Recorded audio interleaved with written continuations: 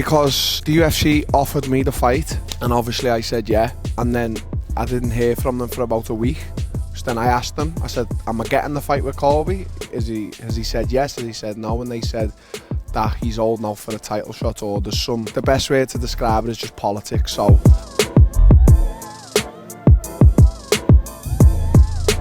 what it was, there was no real talk of Masvidal from the UFC, and then he tweeted me saying that he was game to fight in my backyard and so on.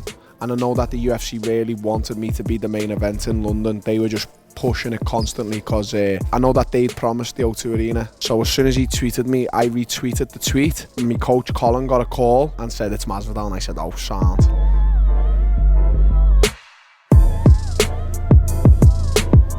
Masvidal's last fight was against Wonderboy. I fought Wonderboy, and he's got a lot of experience. He's a big name. He's, you know, if I beat him, it's a big step forward for me, beating someone like him. So, and it's an interesting fight. I think he's more than anything a game person. So, I'm really looking forward to the fight. His experience and his quickness, I think he's very quick on the feet because he used to fight at lightweight. So I think he's very quick and he grabs the single leg well. So we'll see how I come up against all his good attributes and see if I can defend them.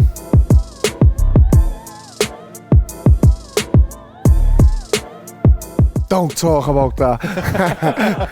Just that there's certain things that you think you know, but you still don't know, leading up to fights, during fights, and there was like maybe 2 or 3 things that I really learned from that fight leading up to it, you know, during it, even just a few minutes before walking out for it. So I took my own little tiny mistakes from that fight, and hopefully I can learn from them and use them as strength rather than weakness. I don't want to sit here and be like, oh, I lost the fight, you know. So I'll be back a stronger person.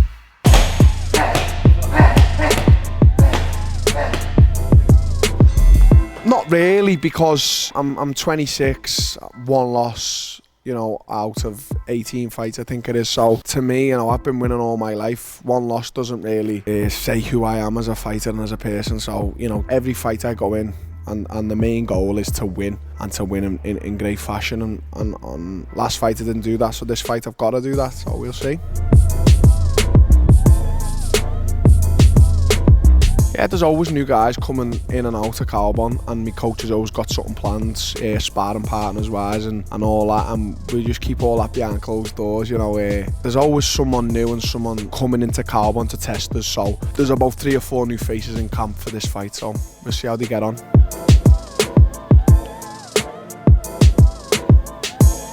My only goal this year and next year is to really push for an Anfield fight. So whoever it may be, I know I pushed to fight Conor at Anfield, but I know after this fight and the fight after that, a goal and a dream of mine is to do Anfield. I was able to bring the UFC to the Echo Arena in 2018. So now in 2019, maybe 2020, Anfield, why can't it happen?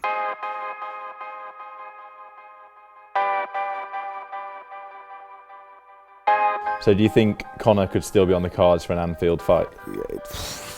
Never say never, mate.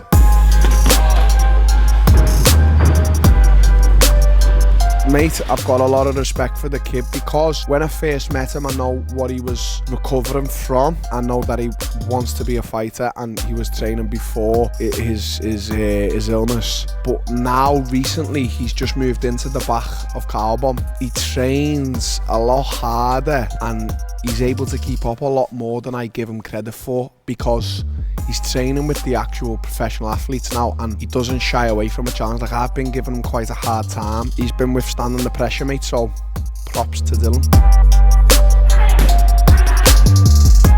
I think if Gunnar brings his A game, I think he finishes Leon. I think he'll submit him. If Gunnar doesn't respect Leon's stand-up game, I think Gunnar could get knocked out, or I think Leon could edge it on a points decision. But it could go points either way, because Gunnar knows how to win fights. He's a very intelligent individual and a very skilled fighter. So it just depends who brings their A game that night. Leon's been on a roll.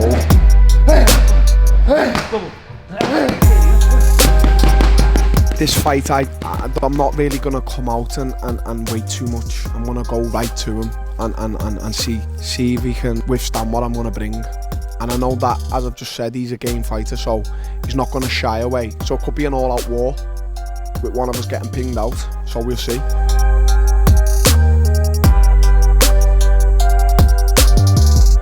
thank you for calling for this. You know, it wasn't only me, it was every fan that's seen online is just calling for Darren Till main event at London. No one else's name got mentioned. So for me to go from, you know, I think all them years of just being an unknown to now being the only people's main event at London, I'm very proud of myself where I've come in my career. I've worked hard. A lot of honest, hard hours have been put into all this. So that's what the fans have done as well, you know.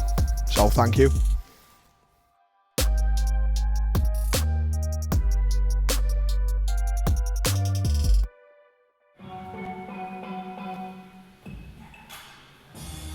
Fucking hell, you taking off all the good songs? Come back. Come here. That was sexual healing. We all need a bit of that. Fucking hell. Oh, look what we missed.